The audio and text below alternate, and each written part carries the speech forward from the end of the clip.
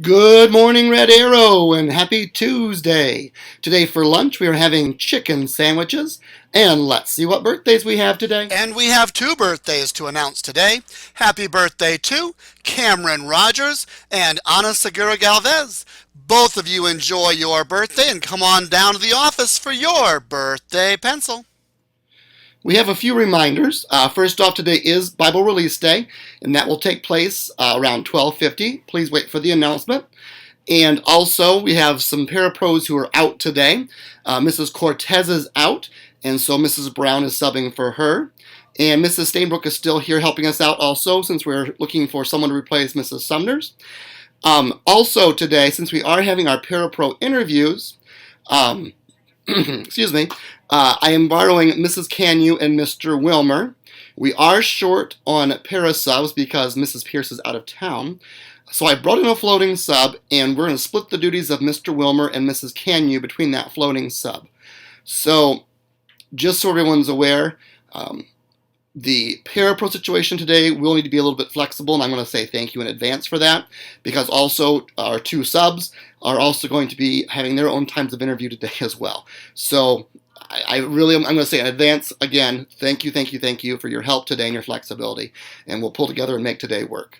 Mrs. Babb is back. She is not 100%, doesn't sound like, so just be aware that lots of germs in the building still, so everybody do take care of yourselves and make sure we're getting the rest we need and all those things so we can stay healthy. I just heard from Mrs. Canyu, she saw it on the news this morning, that the groundhog, who's also known as Puxatawny Phil, did not see his shadow. So that means spring will soon be here. He didn't get scared back into his hole. I know Mrs. Summers has been reading some different groundhog books in the library lately. And in fact, I went down there and borrowed a couple of them because, I'm never good at selfies and all that stuff, you can tell. Mrs. Hall was not able to get our This Week at Red Arrow. Wow, my brain is not working very well yet this morning. What's happening at Red Arrow ready for today? We had a computer difficulty last night. Technology is wonderful when it works, and when it doesn't, it really throws off our game. So I happened to see this book in the library, and know Mrs. Sumners was using it, and I just said Puxatawny Phil. That's the name of the groundhog that predicts the spring in Pennsylvania, but he's not the only animal. There's also an animal named Birmingham Bill, who's a groundhog, and Buckeye Chuck, he's from Ohio. And Dunkirk Dave and Malvern Mel are from New York. They're also groundhogs. And there's a groundhog named Jimmy in Wisconsin. And all of those animals help predict when spring comes. These are the ones that crack me up. Did you know in Louisiana there's a crawfish named Claude? And he predicts the weather. And in Canada, this is kind of a strange name. These are both groundhogs also. Shubenacadie Sam and Wearton Willie. So we hear a lot about Puxatawny Phil, but he's not the only one. There are lots of other groundhogs and a crayfish that help predict the weather. And because, I like jokes and funny things, what do you call, this is out of, by the way, the Groundhog Day Book of Facts and Fun, also from our library. What do you call a groundhog's laundry?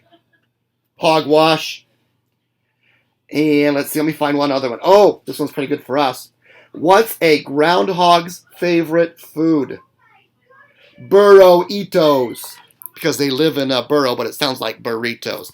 I think it's funny. I know you're probably not laughing right now, but I thought it was funny. And let's go ahead, please, at this time and stand for the pledge. Before we do the pledge, I goofed up again. Big surprise. So this is a very short announcement. Please remain standing. These people were drawn from the Caught Being Real box. And so when your teacher says it's okay, please go and find Mrs. Z to find out your job for the rest of the week. Delia Zuniga, Madison Elston, Juliana Morsaw, Samuel Huser, Michael Williamson, and Galilea Hernandez. Those people were drawn out of the boxes for Caught Being Real. And now, let's go ahead and do the pledge. And now from Mrs. Potter's class to help us with the pledge, we have Lily, Samuel. I pledge allegiance to the flag of the United States of America and to the republic for which it stands, one nation, under God, indivisible, with liberty and justice for all.